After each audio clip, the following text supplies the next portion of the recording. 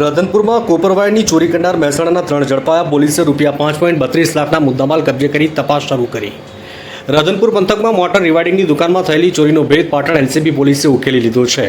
પોલીસે ₹5.32 લાખના મુદ્દામાલ સાથે 3 શખ્સોને પકડી કાયદેસરની કાર્યવાહી હાથ ધરી.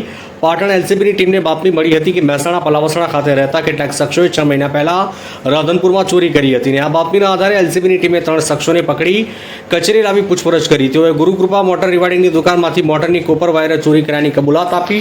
પોલીસે ચોરીમાં વપરાયેલી ઇકો ગાડી સહિત કુલ ₹5.32 લાખનો મુદ્દામાલ કબજે કર્યો. પોલીસે આ ગુનામાં અનિલકુમાર બાબુલાલ બારોટ બ્રહ્મભટ્ટ પોપટજી અનુપજી ચૌહાણ ઠાકોર બંને રહેઠાણ મહેસાણા પાલાવાસણા અને ધનાભાઈ હરગવનભાઈ દેવીપૂજક દંતાણી રહેઠાણ ગોજરિયા પઢિયાર પરુ મૂળ રહેઠાણ રાવિન્દ્ર હરિદને ઝડપી લઈ આ ગુનામાં સંડોવાયેલ રાવળ જગદીશભાઈ રાહુલભાઈ ભરતભાઈ રહેઠાણ ગોજરિયા પાટણને પકડવા માટે પોલીસે તજવીજ શરૂ કરી છે.